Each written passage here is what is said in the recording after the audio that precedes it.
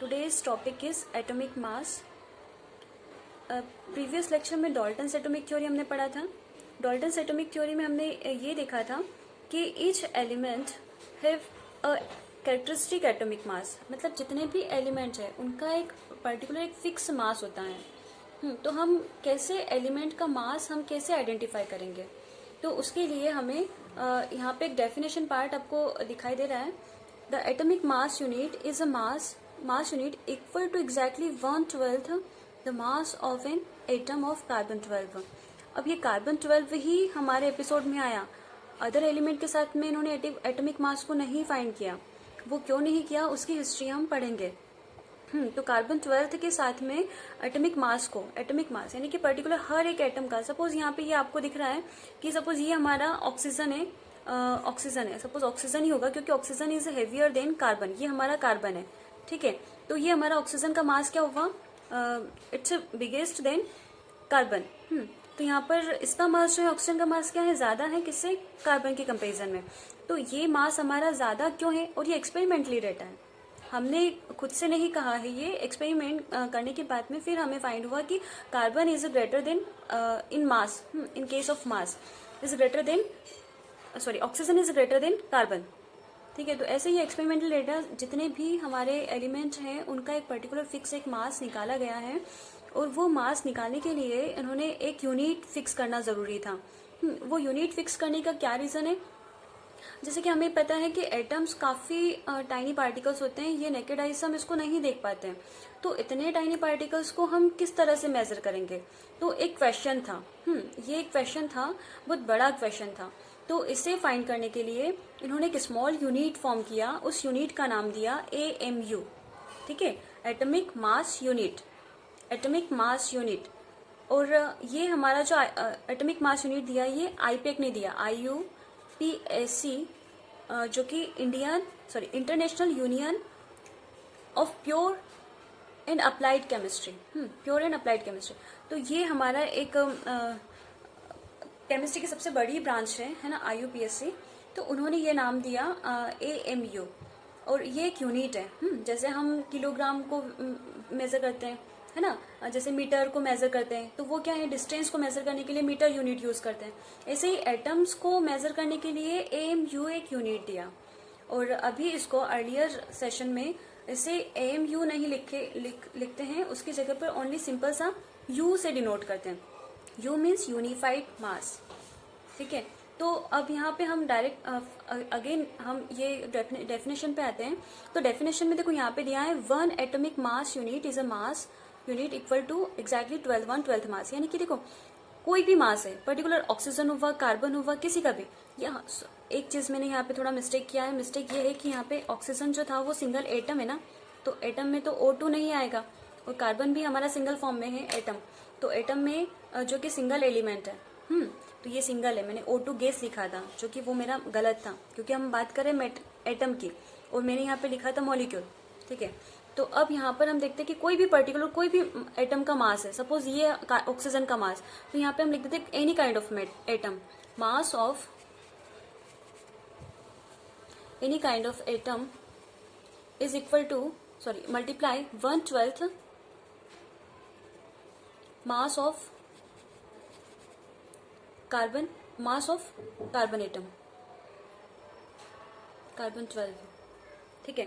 तो यानी कि हम कोई भी मास, ऑक्सीजन का मास अगर फाइंड करने वाले हैं, तो हमें क्या करना पड़ेगा, ये जो कार्बन 12 के एक हिस्से, कार्बन 12 से हम इसको डिवाइड करेंगे.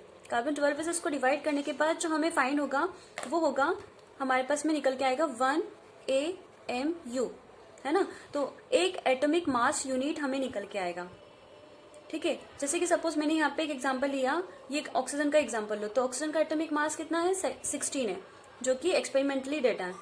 16 है, इसको डिवाइड किया 1/12 पार्ट ऑफ कार्बन से, तो ये 1/12 पार्ट ऑफ कार्बन से डिवाइड किया, तो जो भी हमारा मास यूनिट निकल के आया, वो मास यूनिट हमारा एक AMU ही रहेगा. तो इसका जो फाइनल मतलब इसका जो आंसर आया कितना है, 1.33 करके इसका आंसर आता है. यानी कि ये जो हमारा 1 निकला है, ये 1 AMU से इसको कोरिलेट किया, है ना।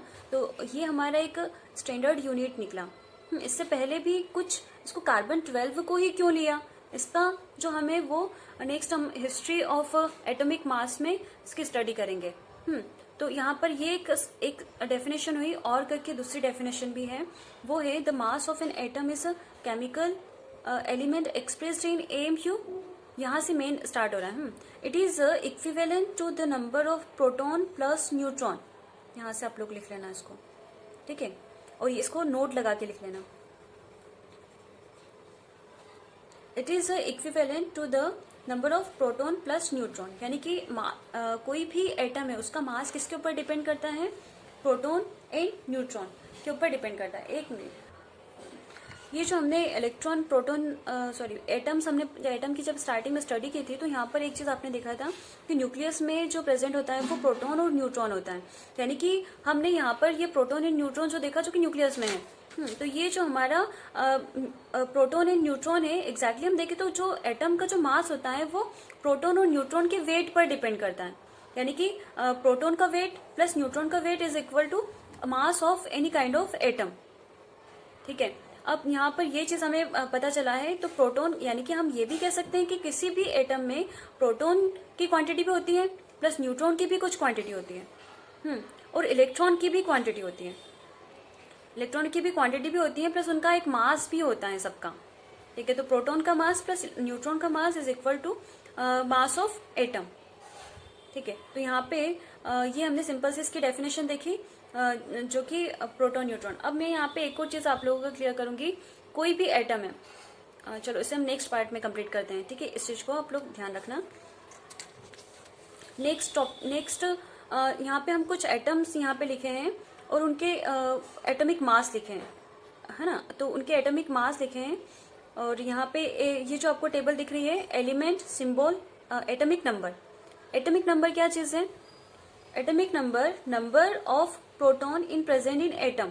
किसी भी एटम में जितने भी प्रोटॉन प्रेजेंट रहेंगे, है ना, तो वो प्रोटॉन वो हमारे क्या रहेंगे, एटॉमिक नंबर को रिप्रेजेंट करेंगे, ठीक है। अब ये एटॉमिक नंबर प्रोटॉन कैसे फाइंड करेंगे, है ना। तो ये सब चीजें एक क्वेश्चन है आप लोगों के माइंड में कि प्रोटॉन क्या है, न्यूट्रॉन क्या है ना। तो इलेक्ट्रॉन एग्जैक्टली हम कैसे फाइंड करेंगे, तो ये सब चीजें हम अपग्रेडेड क्लास में हम सीख जाएंगे। अभी आपको जो चीज यहाँ पे दिखाया जा रहा है उस चीज को थोड़ा अच्छे से ध्यान देना आप लोग।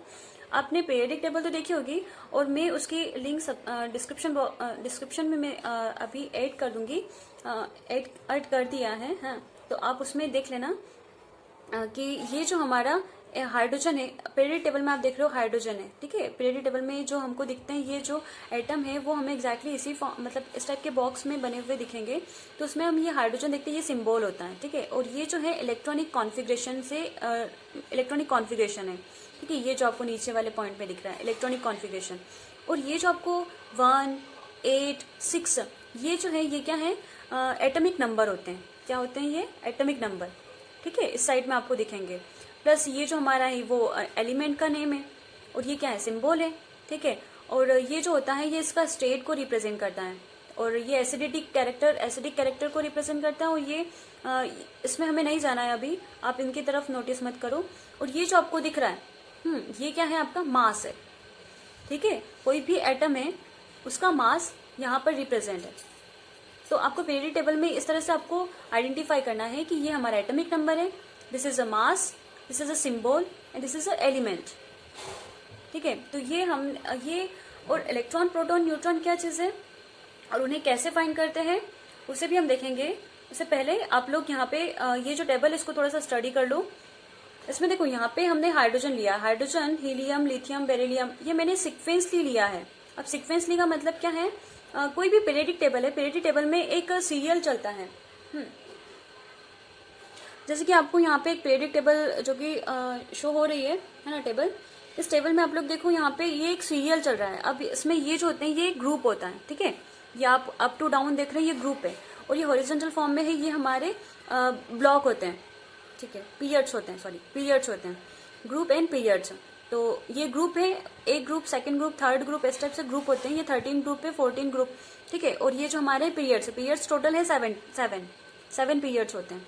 फर्स्ट पीरियड में देखें तो ओनली 2 एलिमेंट है, फिर उसके बाद सेकंड पीरियड में 1, 2, 3, 4, 5, 6, 7, 8 8 एलिमेंट है, ठीक है। उसके बाद वाले में भी 8 मिलेंगे, फिर 18, फिर इसके बाद यहाँ पे जो होता है 32, अगेन यहाँ पे 32 एलिमेंट होते हैं, ठीक है। यहाँ पे ये जो यहाँ पे मिसिंग है, थोड़ा सा मिसिंग है, ये दो जो दिख रहे हैं यहाँ पे 57, 17, तो ये जो एलिमेंट है ये यहाँ पर इन्होंने दिए हैं, है ना। तो ये जो आप पीरियडिक टेबल देख रहे हैं, पीरियडिक टेबल में हम देखें तो एक ग्रुप और पीरियड तो आपने देखे, प्लस एक और चीज आपको यहाँ पे नोटिस करना है कि इस पीरियडिक टेबल में एक ब्लॉक बना हुआ है, ठीक है। ये ब्लॉक आपको दिख रहा है इधर, पी ब्लॉक, एस ब्लॉक, ठीक है, और ये डी ब्लॉक है, अगेन इधर देखें तो एफ ब्लॉक।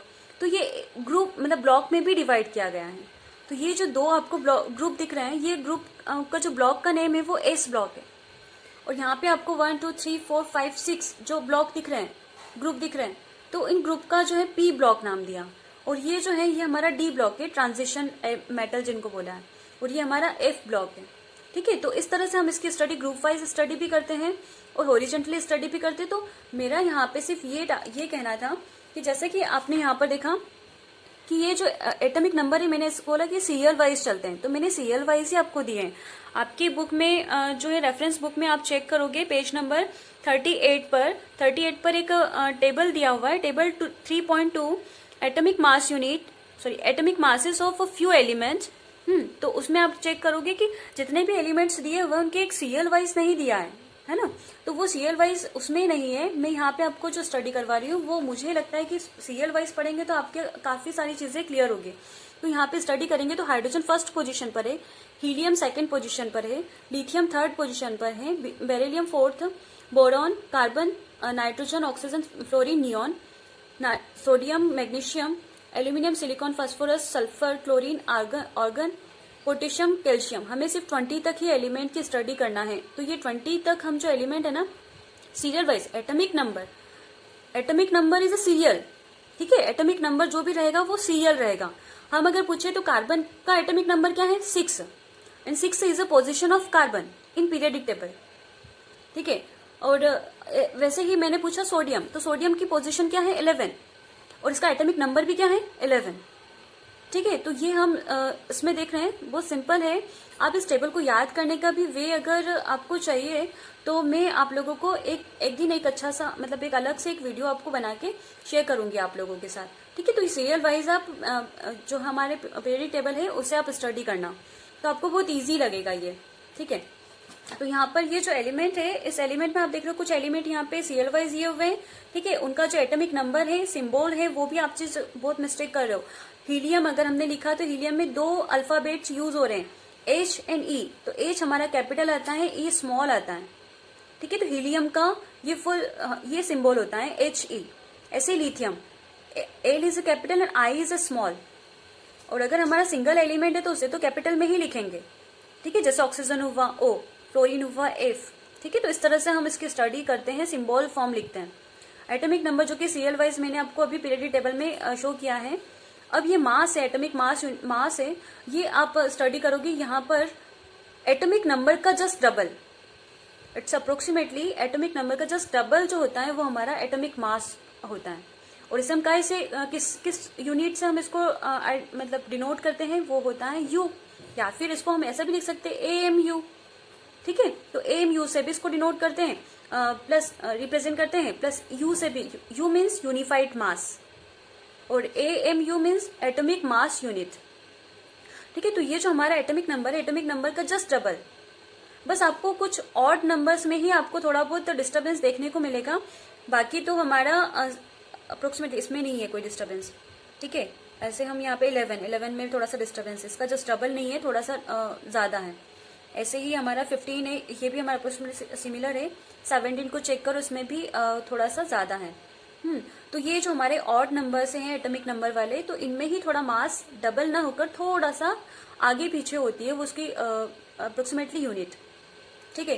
तो ये मास यूनिट जो है अभी हमने चेक किया, जस्ट एटॉमिक नंबर का जस्ट डबल होता है। अब हमने एटॉमिक नंबर की डेफिनेशन क्या पढ़ी, नंबर ऑफ प्रोटॉन। तो number of proton is number of proton exactly देखें तो ये हमारा क्या रहेगा, एटॉमिक नंबर के बराबर रहेगा, है ना। तो एटॉमिक नंबर के बराबर है, इक्वल है। और एक और चीज मुझे यहाँ पे बतानी है, ये कि ये जो एटॉमिक नंबर है atomic number is equal to number of electron. अब नंबर ऑफ इलेक्ट्रॉन की चीज, मतलब मैंने यहाँ पर प्रोटॉन ही क्यों लिखा, फिर यहाँ पे मैंने ये आंसर में ये क्यों नहीं लिखा कि नंबर ऑफ प्रोटॉन और नंबर ऑफ इलेक्ट्रॉन, लिख सकती थी ना, बट मैंने नहीं लिखा। क्यों? क्योंकि हम हमेशा देखते हैं कोई भी एटम है, ये न्यूक्लियस होता है प्लस, और ये हमारा ऑर्बिट होता है, और ये हमारे ऑर्बिट जैसे कि बढ़ते हैं, तो इसमें ऑर्बिट्स में हम देखते हैं इलेक्ट्रॉन की पोजीशन होती है वो भी फिक्स होती है ना। इसमें क्या होते हैं इलेक्ट्रॉन, मैंने आपको पहले भी बताया था, इलेक्ट्रॉन एक जैसे प्लैनेट में जिस तरह से हमारे सोलर सिस्टम में प्लैनेट जिस तरह से मूव करते हैं, ऐसे ही इलेक्ट्रॉन भी मूव करते हैं। तो ये जो इलेक्ट्रॉन है इनकी नंबर ऑफ इलेक्ट्रॉन्स भी फिक्स होते हैं, हर एक एटम में नंबर ऑफ इलेक्ट्रॉन्स भी फिक्स होते हैं। तो ये जो नंबर ऑफ इलेक्ट्रॉन्स, यानी कि हम देखें यहाँ पे हाइड्रोजन का अगर चेक करें तो हाइड्रोजन का एटॉमिक नंबर क्या है, हाइड्रोजन का चेक करें, ठीक है। तो हाइड्रोजन का पहले मैं एटॉमिक स्ट्रक्चर फॉर्म करती हूँ। ये हमारा एक अदर एलिमेंट है, सपोज ये हमारा हाइड्रोजन का, अब यहाँ पे मैं ड्रॉ कर रही हूँ।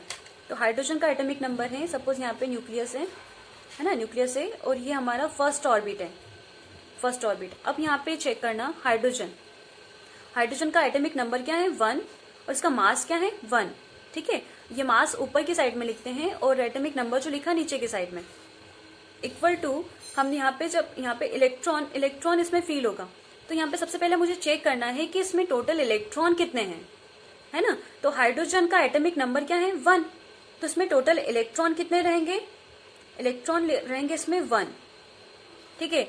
इलेक्ट्रॉन 1 है, दैट मीन्स हमारे जो प्रोटॉन है वो भी 1 रहेगा, यानी कि जितने इलेक्ट्रॉन होते हैं उतने ही प्रोटॉन होते हैं, ठीक है। अब यहाँ पर हाइड्रोजन के केस में न्यूट्रॉन इज 0, यहाँ पे न्यूट्रॉन नहीं है, ठीक है। तो यहाँ पर जो हमारा मतलब हाइड्रोजन का जो मास निकल के आया, मास अगर हम फाइंड करेंगे तो इसमें क्या लिखा था हमने, मास में, एटॉमिक मास में क्या लिखा था, number of proton plus neutron, mass equal to number of proton plus neutron, यही थी डेफिनेशन।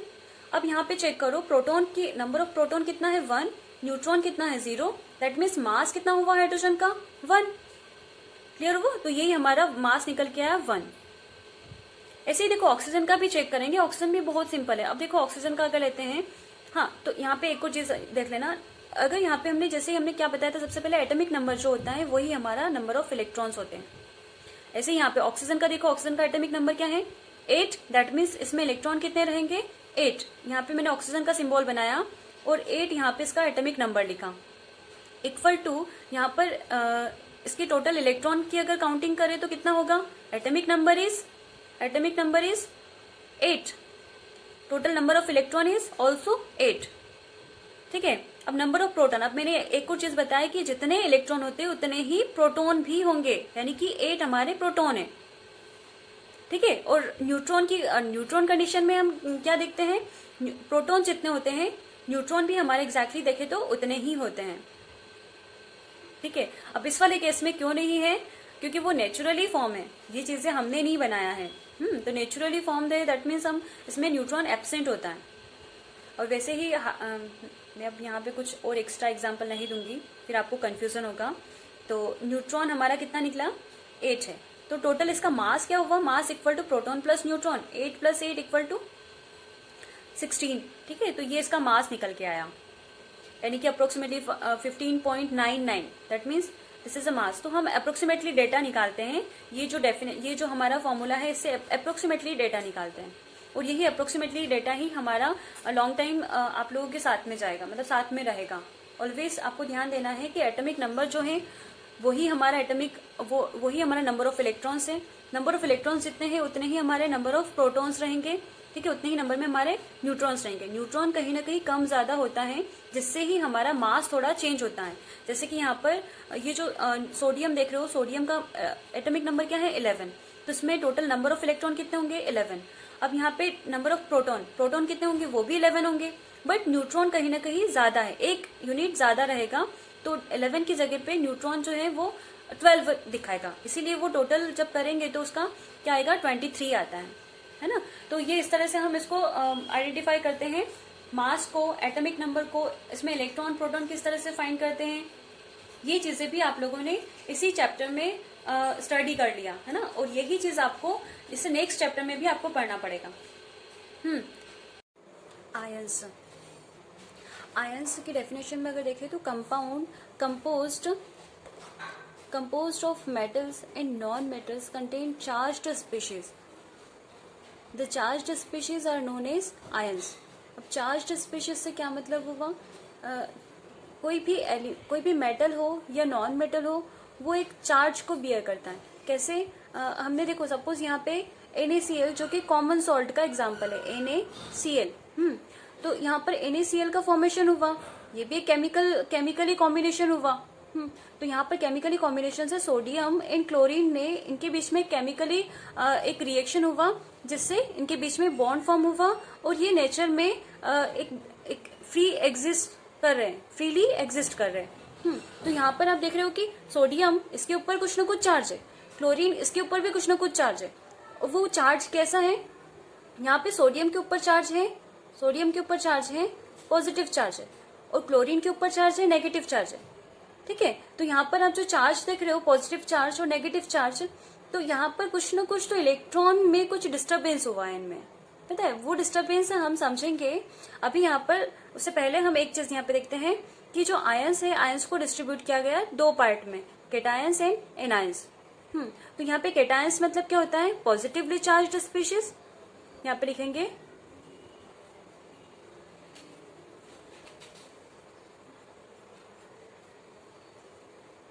Charged species,